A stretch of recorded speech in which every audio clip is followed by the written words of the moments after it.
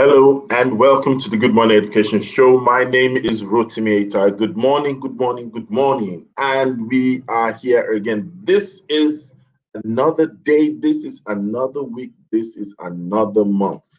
And officially permit me to welcome you to the month of March 2021. It's going to be a great year. It's going to be a great month. And I believe that in this particular episode, we're going to be talking about things that should lift people, setting people out of non-greatness to greatness. And guess what? As I say good morning to one of our loyal tribe members, Gideon Essien, I want to surprise you that Gideon, of course, Gideon doesn't check on me like he used to. I'm in the city of Port Harcourt. I've been in Port Harcourt since Friday, and we're streaming from Port Harcourt to Nigeria, to West Africa, to Africa, and to the entire world. Ladies and gentlemen, let's do this together. We're going to be having a great time on the show today. The show might not be too long. We're going to try to make it compact and quick, but then it's going to be a great time all the same. And you know, on the show, we always have fantastic voices, several experts who actually come to share their own thoughts, their own perspective, their own dimension of knowledge, expertise, and exposure based on the subject matter, so that we'll have a robust conversation together. Today is going to be so special. And on the show, we're going to talk about news within the world of education and around the world of education. And then when we move away from the news, we'll come back to the conversation of the day. And guess what? Today, we'll be dealing with two complexities, dealing with depression and anxiety in students. Depression is a major, major challenge, and it's seeping into the system, not just gradually, but like an avalanche. And then, of course, we know that anxiety is almost as old as time. And we need to find out what it is and how to deal with it. And of course, I'm excited that I have able people already behind the stage. I have one of our fantastic experts and analysts. Officially, I need to tell her that there's no going back. She just has to make provision to always be here. And of course, you know, we have Titi as well. You know, Titi is just a fantastic person. You know, just listen to her say hello in the morning and say hello in the first Monday of the first month of a new month. Trust me, it's a blessing already for you. So, ladies and gentlemen, let me welcome Fee Folu all the way from the city of Ibadan. Fee, wonderful smile. How are you? Great to see you. Let me hear that sweet voice. Say good morning. Good morning, Mr. TV. Oh, that's so Well, sweet. good morning to Your the voice world. sounds like a curriculum already. Thank you for joining. All right, and then of course she is my buddy, and she could be bullying me, but she's my buddy. She's got my back. Ladies and gentlemen, let's welcome Titi Adeosi of Niger Kids. Titi, good morning. Good morning, everyone. Good morning, good morning, good Good morning, good morning, good morning. morning. It's a beautiful morning in sunny Lagos, and welcome to the Good Morning Education Show. It's a new month, and we're excited. We're excited. New things. I pray for new beginnings for everyone, and welcome to the show. Good morning, Rotimi. Good morning, Fiyufolu. Good morning. Good morning, Fantastic. Mr. Thank you. TV. Thank you so much. All right. So let's just go straight to the news, and then we'll come back to some of the conversation of the day. On the news item, we have um, Kwara State releases cutoff for teacher recruitment, and that's a story from dailypost.ng. Do you have anything to say on that? The same thing with Titi.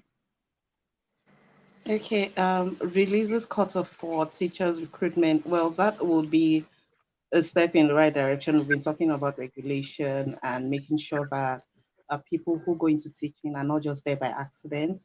They have the credentials, they have the personality to go with it, they have the personal development plans also in place.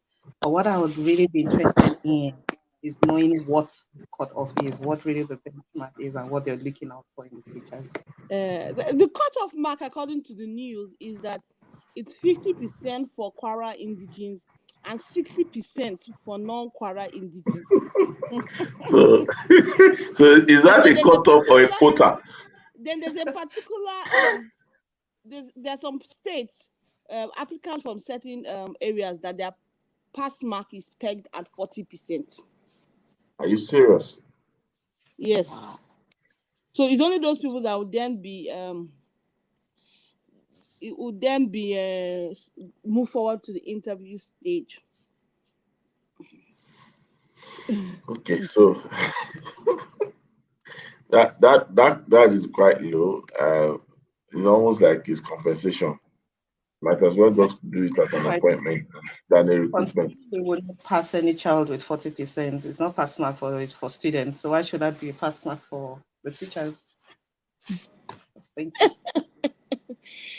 Oh, anyway, I think before we go to the news that would cause us to stay a bit, I think um an interesting news that caught my eye, actually two, is and they're both related, to be honest, is the one about parents' anxieties with regards to what's happening, the abduction. I when I heard about the latest kidnapping of the student, the first thing that occurred to me was, if this was happening close to home, where we are here in Lagos, not in a remote part. Oh, do you understand?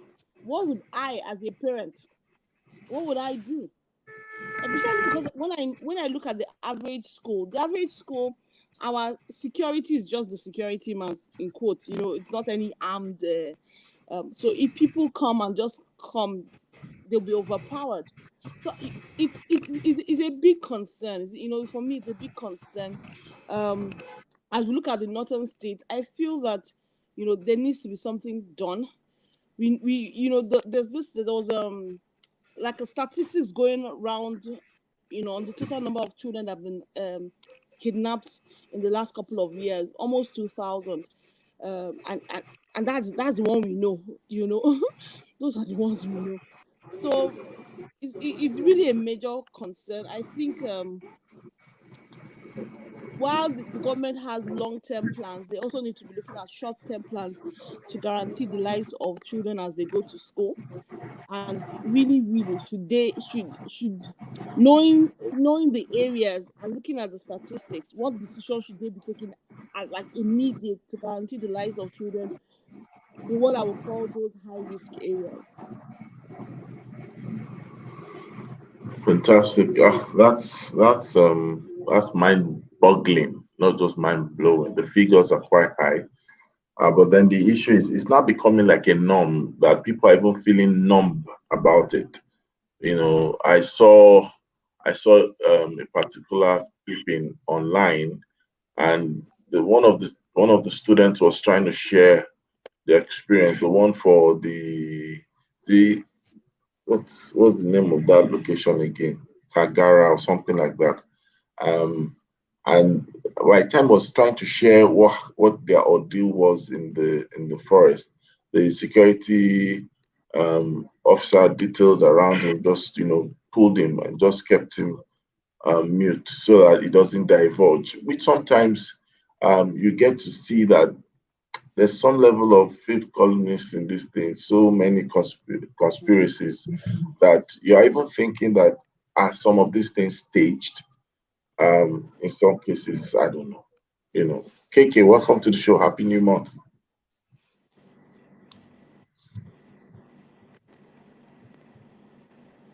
Does anyone have Good anything to say? morning. Good morning, everyone. Thank you so much.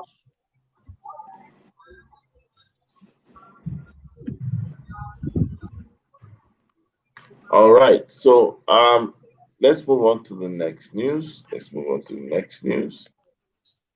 Beautiful photos of 96-year-old Nigerian secondary school, which has produced many professors talking about longevity there. Okay.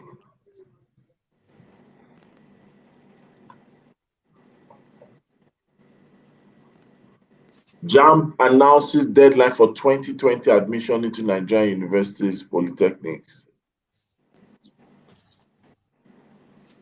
Sophie, you want to say something on that? Well, I'm just wondering what the plan is for the resumption. And well, the deadline for admission is something everybody was expecting. We would all naturally expect that. But then by the time the schools resume, considering that lifestyle changes have happened since the last time students were really in school physically. What are the plans that JAMB as a body has in place for safe resumption, for helping with a hybrid form of school system in the universities? That's what I think the news would have been for me if JAMB is saying, okay, deadline for admission, and then these are our plans for the future of the school and of the students. KK, what about KK? What's your take on that? Well, I mean, just looking generally at trends in other parts of the world, I kind of align with what Fee is saying. I would have thought that when they're talking about deadline for admission, they're looking at they're telling us that, look, we understand that with the changes brought about by COVID-19, we have created another system for entry into universities, you know, telling us something they've done with the exams, because we do know that, yeah, they had gone into a more digital format for JAM, but then is that what they're still using? Have they upgraded it? Maybe using Timify, adding a video element so that they know who's cheating and who's not cheating, just basically leveraging the use of technology a bit more efficiently, especially at a time like this. Yeah. So are they e-centers? Just a component that helps people understand that, what, JAM is not living in the past. They have moved into the present and are thinking futuristically. So yeah, absolutely. Those are my thoughts on that particular headline. Okay, thank you so much. What about TT? Oh, when it comes to when it comes to exams and deadlines, I'm not so sure um this deadline helps, because it will be good to know what is the plan for, in quote, the backlog brought about by the COVID pandemic before you move into this new one. I from what I can see, they're planning to close, admission process for June 15 for people. But I'm saying, how did they deal with the last ones? How did they deal with last year? What's the plan? Is this something where they've gotten all the key stakeholders um, input in? And is it a one size fits all? And knowing the peculiarities of all that has happened and how different people were able to react to it? Or is it just, you being the law enforcer or you being the policeman and just say it's your way or the highway? So it's a bit of a concern. And I don't really know how they've address those things. So what we're just seeing is the the debris on top. And I think that's what I would say. But I agree with KK in terms of saying that the answers are not now, but let them have a plan. Let them have a plan, and the plan needs to be, how do we leverage on technology in the future?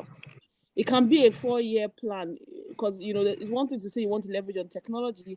It's another thing to say if the resources are available for to quickly transition. We don't have that, but they need to have a plan. This technology is not going anywhere. This kind of pandemic that we had, it can repeat itself. So they need to plan for the future. I think that's very important to say, how do they transition? What timelines are they giving themselves? And how do they get their acts together to make it happen? Thank you very much. We have one more. Declare state of emergency in education. Northern youths tell government or governors. From Vanguard. That it's from Vanguard. What do we think about this?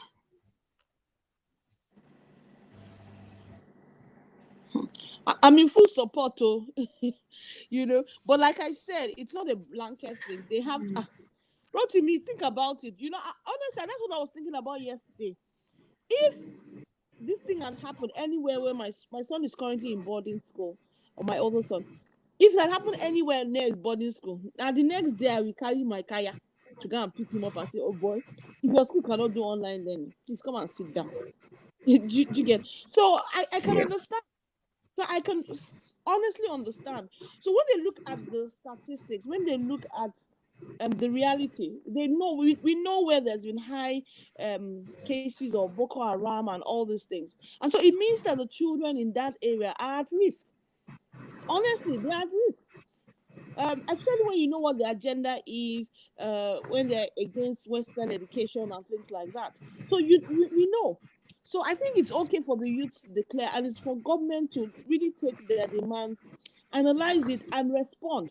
With data, and say based on this, yes, maybe we should call a state of emergency in so state. Or even if we don't call a state of emergency now, what are the triggers that would, if these things happen, if one, two, three things happen, then we'll call a state of emergency. So there needs to be that, I think. Okay. Fee, you want to say something to that? Yeah, it's high time. Yeah, I totally, Okay, calling for a state of emergency is absolutely high time for the youth to call for that, because this ties with what we're discussing this morning. A number of already education is not a very strong fort in that part of the country, and then we have students repeatedly exposed to abductions and going through all the psychological trauma that goes with it. A number of them are already signing off and swearing off school completely.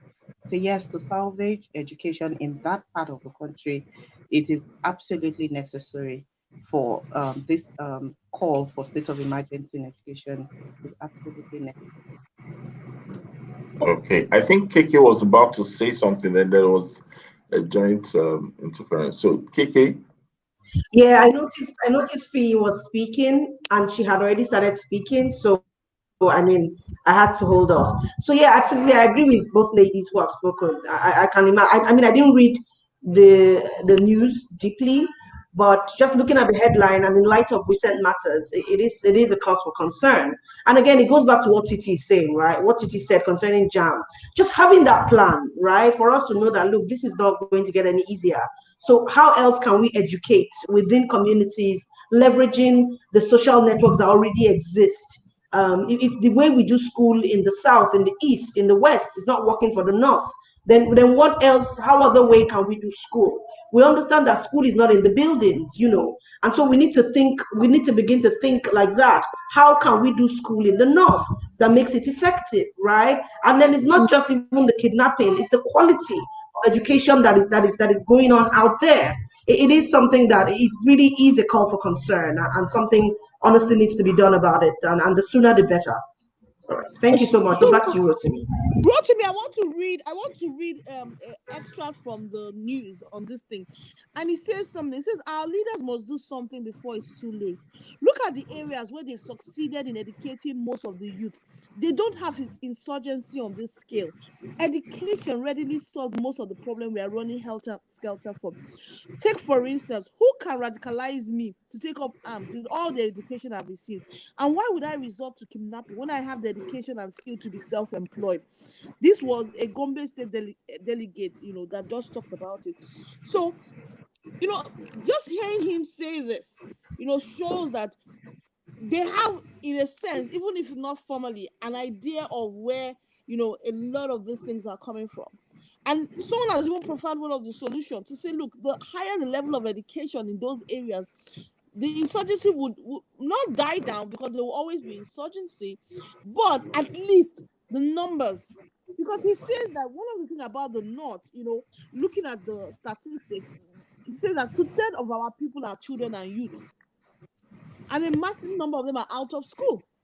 So it means that, you know what they say about the idle mind. It's easy for someone to then come, tell me, promise me something, and then I follow him, and then this kind of thing. So we also need to look beyond just taking soldiers and going and parading there at some of the root cause of these things.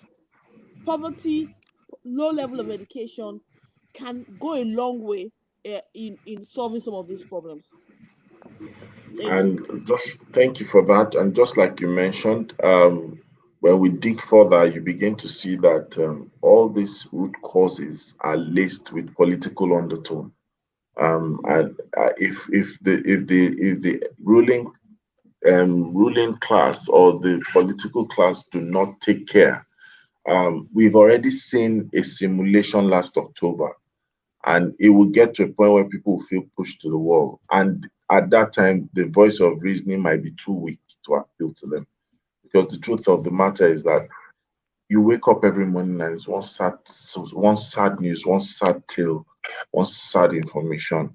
And really, it's not something that is encouraging. It's not something that's encouraging, you know. But then we'll push it and we'll see how we'll go. Safety check, good morning. Welcome to the month of March. Thank you for joining the show.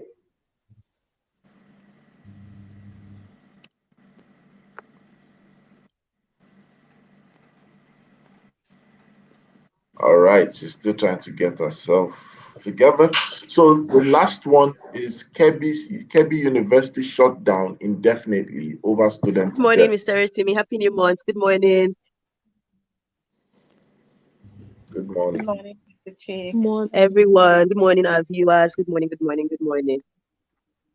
Good morning. All right, so we go straight to the since. Or does anyone have anything to say about that? No. All right, so let's go straight to the conversation of the day. We're talking about dealing with depression and anxiety in students. Dealing with depression and anxiety in students. Sometimes some people will ask, are you sure students get depressed? You know, how dare you say students get depression is an adult thing, it's a worker's thing, it's a teacher's thing, it's a professional thing. I'm going to give the opportunity to, oh, the last one is here. Ladies and gentlemen, welcome all the way from UAE, Ifyo. Good morning. Oh, welcome. Looking nice. Good morning. Good morning, Titi. Good morning, Fee. Good morning, KK. Good morning, Rotimi. And good morning, Ugochi. Fantastic. Happy All New right. Month, Good everyone. morning. I love your hair. It's gorgeous. Thank you. Thank you. So let's start with KK. KK, do students get depressed? Oh, absolutely. Students are human. They do get depressed. And it might be difficult for them to express that they're depressed, but they do get depressed. And I mean, the start point of depression is that feeling of helplessness, that feeling of I'm not accepted here. So yeah, they do get depressed. I would give you an example. I have a student in my college, and he came to us and was talking about the fact that so every time he's been online, and we've noticed every time he's in class, he's in the dark, and he would barely speak. Why are you in the dark? He says he just prefers to be in the dark, blah, blah, blah. By the time we got deeper into speaking with him, we realized that the guy was suffering from depression. He didn't feel like anybody had his time. He felt judged and unaccepted. And it was tough, really tough for him. We of course started to talk with him. His parents didn't quite agree that it was depression, but that was the beginning stages, and he was in that space where we needed to pull him out of it. So yeah, they do get depressed. It's just that it's difficult for them to understand that it is depression, but yes, they do get depressed. All right, back to you, Rotimi. Okay, thank you for that opening statement. And whose fault is depression? Yeah, No, Titi? I was about to add, because it's on depression and anxiety. I said, I don't know if everybody can remember this, but when one like in, especially in secondary school, we had people that were so brilliant, but that when push came to shove, if I may say that, they had these blackouts, they had this, anxiety attacks that they then won't be able to perform. They'll say they went to the exam and then their minds were completely blank. I don't know if any of people experience that. There's some people that Yeah. it didn't even have to do with that. There are some that I had this fantastic girl. She was a nightingale. But we always felt every year during the music competition in school. At the last minute, when it came to the finals, she would have anxiety attacks. that would just make her croak or something like that.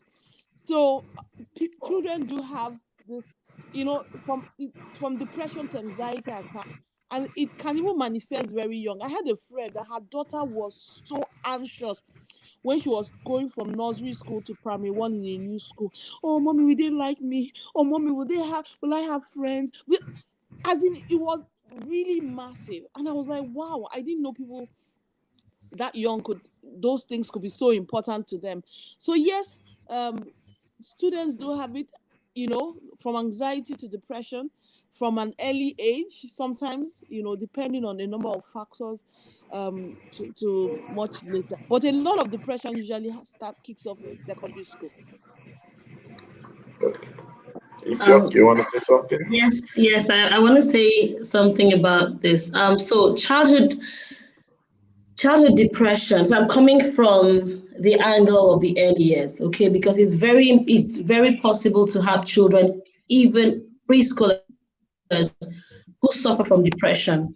Now, childhood depression is totally different from the normal everyday emotions that occur in a child. So it's different from the sadness. It's different from the tantrums. It's different from all the a situation where a child is just bottled up or has just changed. It's important.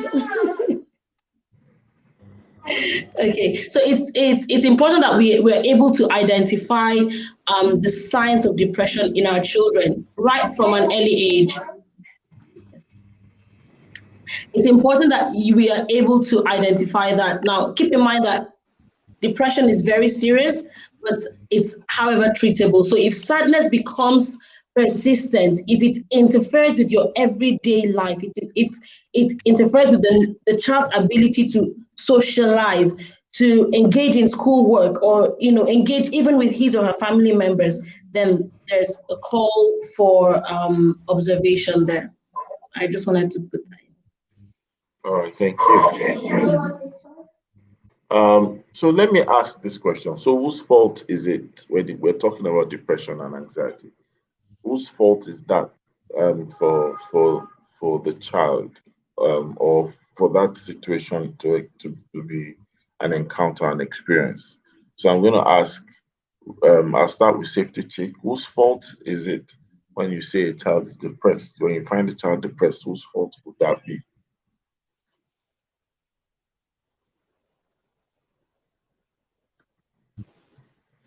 We'll go to your on mute.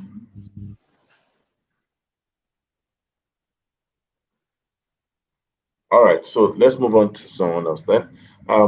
Let's have Finn. Whose fault is it when a child is considered to be feeling depressed? Okay, so just like adults, depression in adults cannot be blamed on anybody, cannot even really be blamed on a circumstance. We can't blame childhood depression on anybody.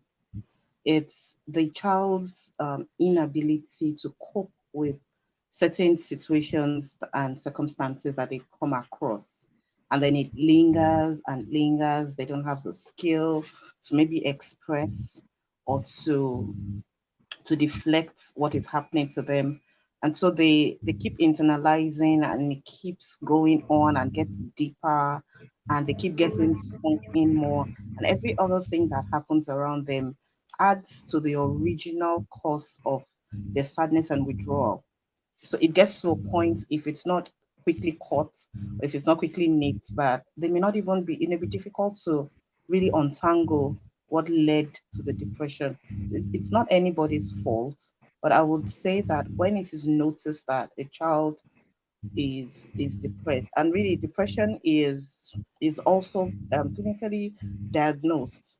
So if it gets to a point where a child is diagnosed as being depressed or being depressive, maybe this is where we now begin to say whose fault is it if it's not properly managed, if the child is not taken for treatment, or if they're not exposed to treatment, and then we go take it spiritual and say, oh no, it's going to be fine. All I need to do is to pray.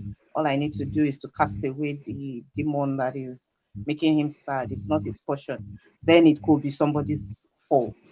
But the incidence of depression happening, occurring in children, is It's really not anybody's fault. Okay. KK, do you have a twist to that? Do you want to add to that? Whose fault is Well, it? not a twist, but I will agree. I will agree wholeheartedly with Fee. And if you're, it isn't about faults. The mismanagement of the anxiety, which eventually will lead to depression, somebody should be held accountable for it because it is somebody's responsibility to manage that. But the incidence of it and the start point is nobody's fault. However, I just wanted to draw our attention and our speakers' attention to the fact that there are times where it really doesn't have to do with anything in the person's environment. There are some people who have chemical imbalances, and that will generally lead to depression. And that is a clinical state of depression. It is not an emotional social state. And so that is usually counteracted with medication, with drugs, right? But then tests have to be taken in place. And that's why you would say to somebody, you will hear people say things like, they have no reason for being depressed, they're just depressed. I don't know what's wrong with them. Or, it's sometimes that chemical imbalance. And there's really nothing they can do about it, right? So that's the one I wanted to just highlight in the midst of this social and emotional coping, inability for the children to cope with social and emotional and maybe academic stress in our environment. But one thing we can do in our schools and as educators is to ensure that we do have a policy, especially against bullying, right? And student expression that ensures that everybody is safeguarded. So we have safe schools, safe learning environments. Teachers understand the fact that your words matter, right? And then parents are brought into that place where, regardless of whether they agree or not, but they are taught and we're intentional as schools to let them know what it is the expectations and their words and their actions towards children could eventually lead to. So that is what I would like to add to this really amazing conversation. Thank you so much, Rotimi. Back to you. All Okay. right. So, Rotimi, I wanted to add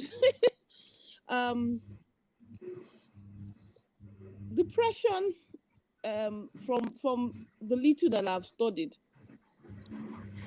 if someone in your family, there's a bit of the chemical, should I say the chemical hormonal part, some of it is hereditary, which means that if you have depression in your family, there's a higher likelihood of you having it. That's one of the things. But I like the angle that KK came at to say that depression and anxiety is real, but what's important is one, for us to identify what triggers it and be educated about it. I think the other thing is then for us to be able to identify it early, because the things about a lot of these things, it depends on which stage you catch it. So if you catch it early, then it's something that you can then manage. I like what you said. Not necessarily. There's room for prayer and fasting, but there's also room for you seeking professional help. And one of the things I've realized is after going for some conferences and webinars where they talked about mental health, I was more able to identify it.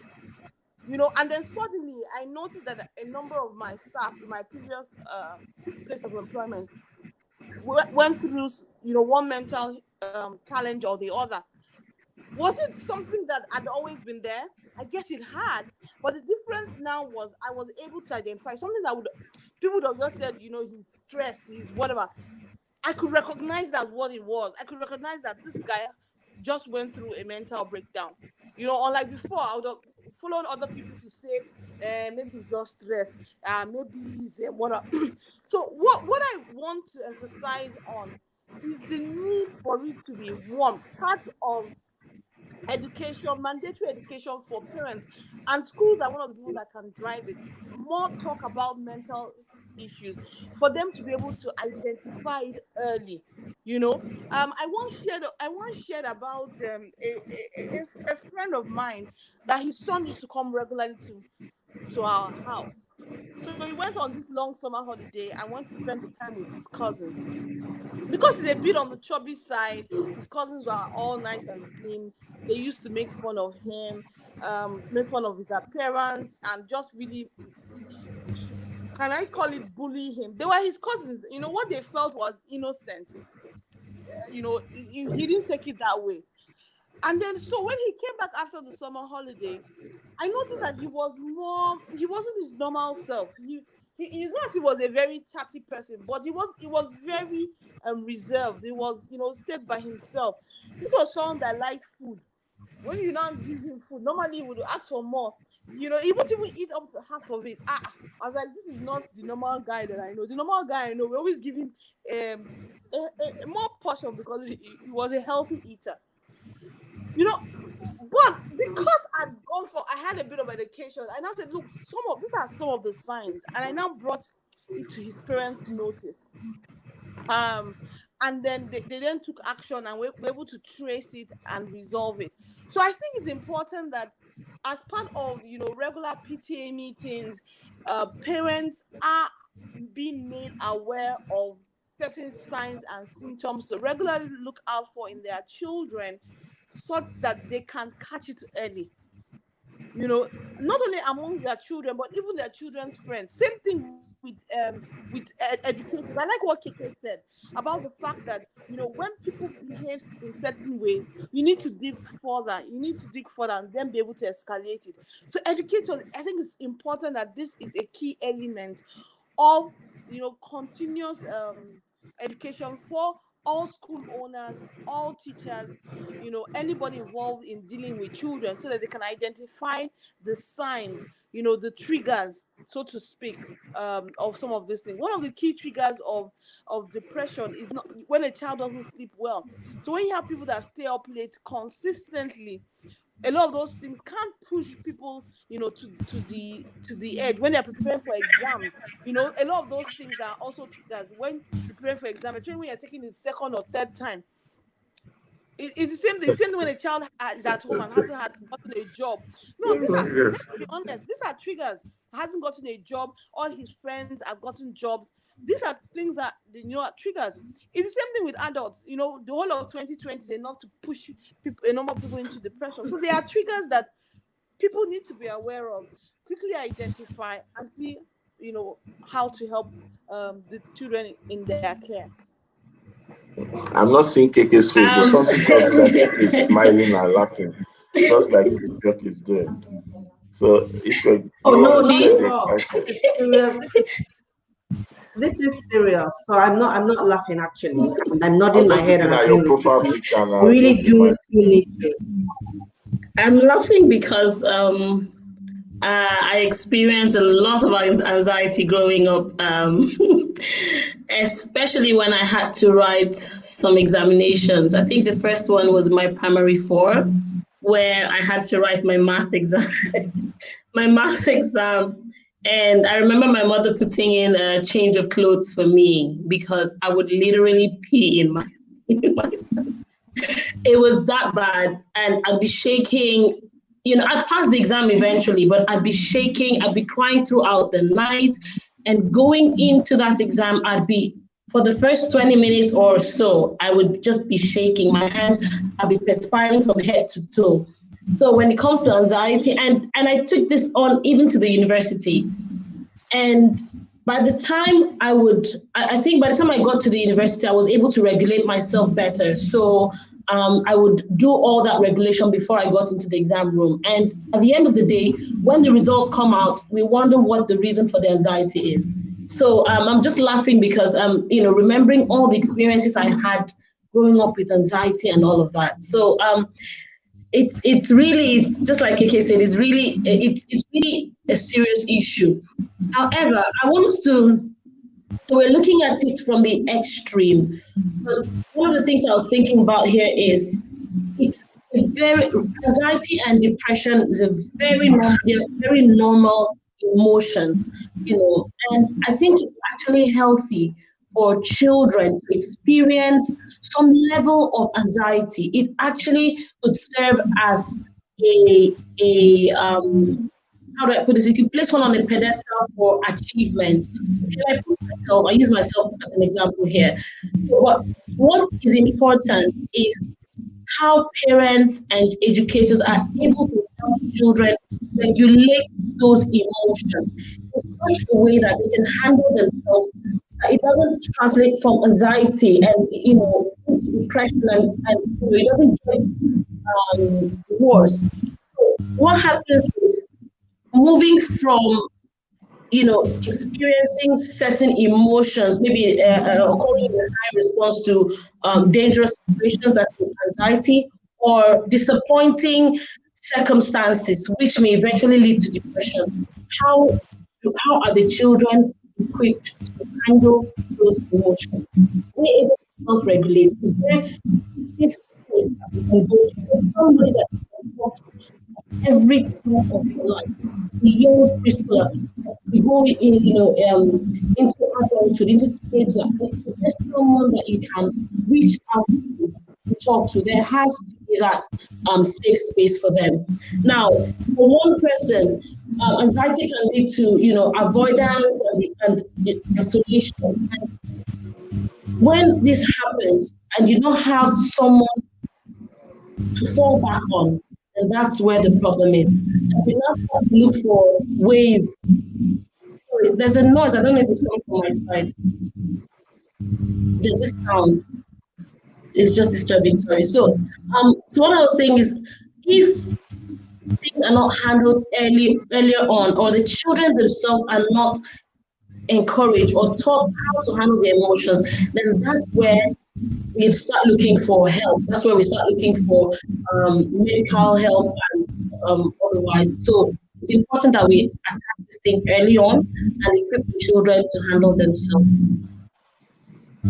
Fantastic. Thank you so much about that. So which brings me to my next question. And I don't mean to play down on the reality of our focus today, but if I were to ask you, and I will start with Finn, and then I'm going to KK and I'm coming back to Ifyo.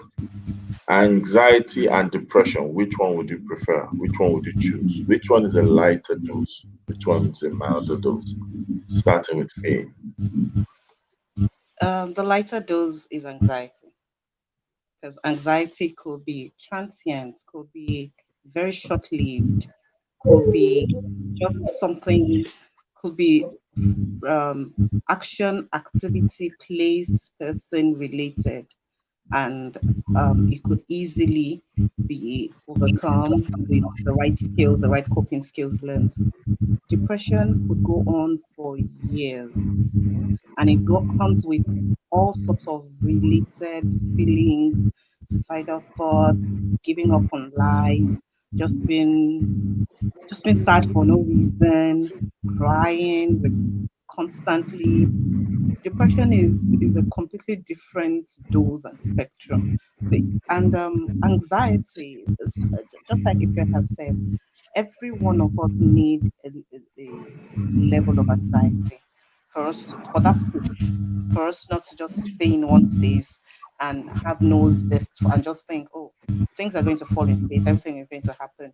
Just like we all need some measure of stress, some measure of healthy stress to keep us going. So we all need a measure of anxiety. And if I had to pick, I would pick bouts of anxiety over the protracted depressive state.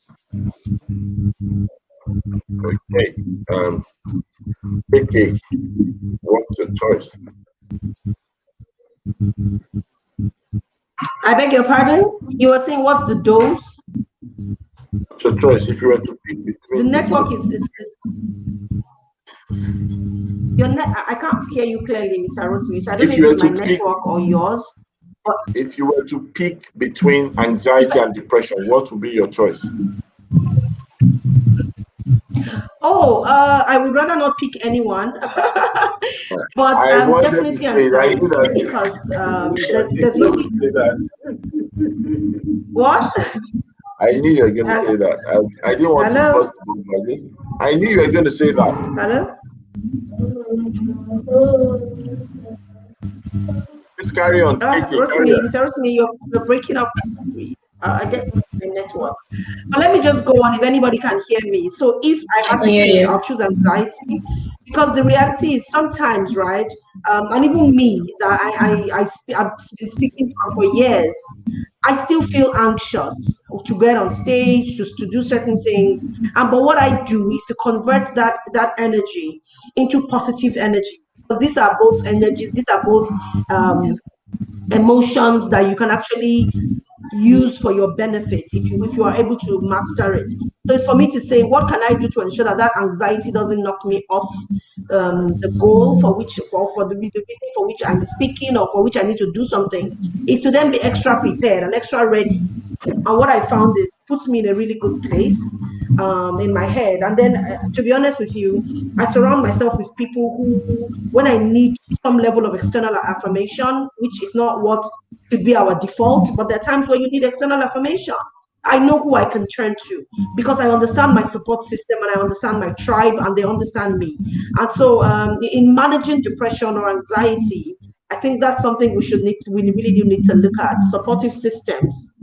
Yeah, so I wanted to add that. I hope anybody here, I hope, because it seems to be breaking up really badly. Yeah, can hear you. While you were speaking, we had Nana. Nana joined us after how many years of absence? Nana, if you're listening to us all the way from Ireland, welcome. Hi, Nana. Welcome. That's Ethiop's cousin. Obviously. Our first official mug on the Good Morning Education Show was from Nana. So great to have you. Well, a blessing to you. Thank you so much. All right. What's your own choice? I don't have no choice here for me. I was going to say the same thing. I wouldn't choose any. Having a taste of, a little bit of both. If I had my way, I don't want anything. I don't want depression. I don't want anxiety. However, I am aware that there are situations in life that will come up that I will face anxiety. There are situations that will come up that I may not be able to handle. I'm aware that I need to surround myself. I need to protect myself so that I don't get to that point. Because anybody can be depressed.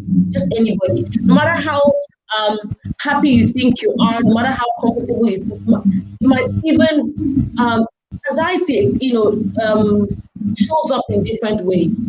So for me, I wouldn't take anyone. However, I would be careful to put measures in place that if an event, the situation arises, I feel it's beyond me.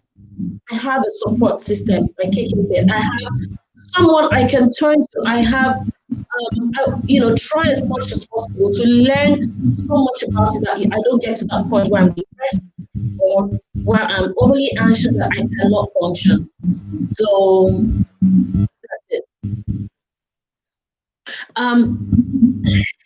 So it's also important to know what's the difference between anxiety and depression, and what exactly are we doing with it? For me, my goal is not to eliminate anxiety completely. Even when me now, even with the children I work with, my own children, I'm not going to take out any situations that bring that emotion of anxiety. No, I actually encourage a little bit of it because I don't want to see my child unhappy. I don't want to see my students unhappy. So how do I help them? Really, it's not by taking away that situation. It's by allowing them a little bit of it. And like I said before, encouraging them, showing them how to tolerate that anxiety and how to function as best they can in that anxious situation. Removing the stresses that trigger it, not the solution, but empowering the child to be able to attack tolerate that anxious anxiety or depressive situation there. Yep. Thank you so much. If you're the doctor, if you're in the building, thank you so much for that. Doctor with Afro pops. But the truth of the matter is this: we need to get to help students at different levels to deal with this, because the outcomes, like some of the things you guys have mentioned, the outcomes can actually be things that can go out of hand if they're not dealt with in time. Sometimes they affect choices, especially students at crossroads, terminal classes. We should pay attention to people getting to that kind of verge, those who are getting to an ultimate here. We need to speak to them, take special time to really ensure that their safety is not just physical safety, but then the emotional and mental safety is also applied in that context. And I believe that the depression and anxiety concern can actually be dealt with if we begin to practice consciousness and also make provision. Sometimes there are triggers in the atmosphere and the environment, and our job is to ensure that we try to reduce, limit, or prevent such triggers. I know that comparison can actually be an unhealthy state at some level where people start feeling less deserving, people start feeling less human, less normal, just because they are subjected to comparison. Well, growing up, we were subjected to that. We just knew how to take care of all of us. But see, the mental stamina of some people nowadays is not as strong as those who were able to, work it through. So I remember there was a particular case sometimes ago. I don't know if you heard about it, where there was a situation where a student did not meet up with the position in class, and that student actually harmed his fellow colleague because, say, for example, who was first position, and then it's almost like this person beat me to the position I would have loved to have, and because of the pressure from home, it had inflicted harm on the one who placed him or her on that position. So that sometimes are offshoots of some of these things, right? We need to also manage the issue of stereotyping, because stereotyping sometimes can lead to depression. Body shaming can lead to depression, and a lot of times people put an unhealthy pressure on themselves to perform to meet the optics, so that the jury of the world, the public eye, is giving them a vision, and sometimes those visions do not matter, they do not count. So that's part of all that we talk about. But we will have to end today at this point in time.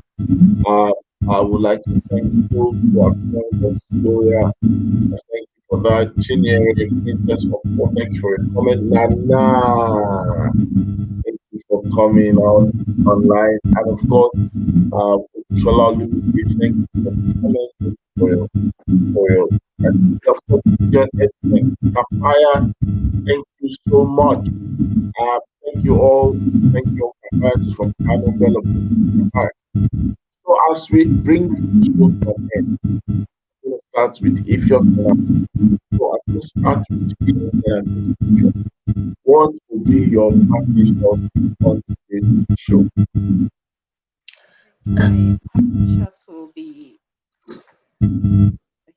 My parting shots will be directed at teachers, particularly. We're talking about anxiety and depression in students, particularly here. So teachers, many of us attended schools where teachers were verbally abusive and even physically abusive to students. We feel that the more we maybe compare or we um, say things to them that are not very pleasant, that it will make their head correct.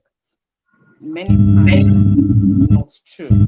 That could be the onset of anxiety or depression for a child. So I would say to teachers, as much as we go into the classroom to instruct, we should also be very aware that because these are little adults, because they are little humans, doesn't mean that mental health is not a real thing for them. Doesn't mean that that part of them is suspended until they become adults.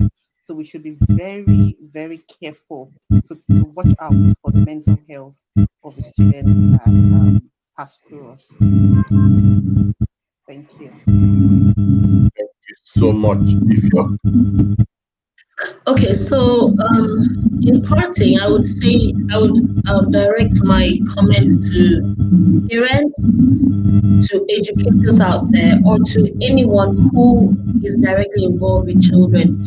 You need to watch out for the children you are caring for. It's your duty of care. You need to look out for those signs, those telltale signs that say something is wrong, that scream there is something wrong. And when you do, take action. It's not enough to just say, oh, I noticed the child is irritable or is always getting angry. When you do, take the step further to look out for that child. There are different signs and symptoms you need to look out for. So I was going to mention this earlier, and I think I'll just keep it there. When you see a child who is irritable, when you see a child who is socially withdrawn, who is who has increased sensitivity or who's rejected, changes in appetite, sudden changes in appetite, changes in sleep, this is for the parents or even for the practitioners, outbursts, crying, difficulty concentrating, fatigue, low energy. So these are some of the things to look out for. And when you do, take action, do your observations, and take the step forward to see how do I get help for this child. I think that's what we need. Thank you so much. Thank you so much. At this point, we'd like to thank everyone who has joined us today, and we believe that we're coming back tomorrow with a great show, with a great topic, more interesting topic. And I'm sure in all that you do today, please stay out of depression. Stay away from the way of depression. Stay away from too much of anxiety, because anxiety has the capacity to lead into worrying. I'd like to thank everyone, G-Man, for joining. Thank you, everyone. We're going to be coming back tomorrow. But these are the things you must do as we sign up. Number one, like the videos, share the videos. Number two, subscribe to the channel. Number three, follow our analyst. Number four, tell someone. And when we come back, tomorrow is going to be a great time. It's the month of March, and I believe the March that we're getting into is a March into yeah, and what we represent. So as we end the show, ladies, you know what you want me to do. Please take it up from there, ladies. It's always a good morning on the Good Morning Education Show. Always a great morning. Always a great morning, yes. Good day. Have a nice time. Bye. Thanks, Bye.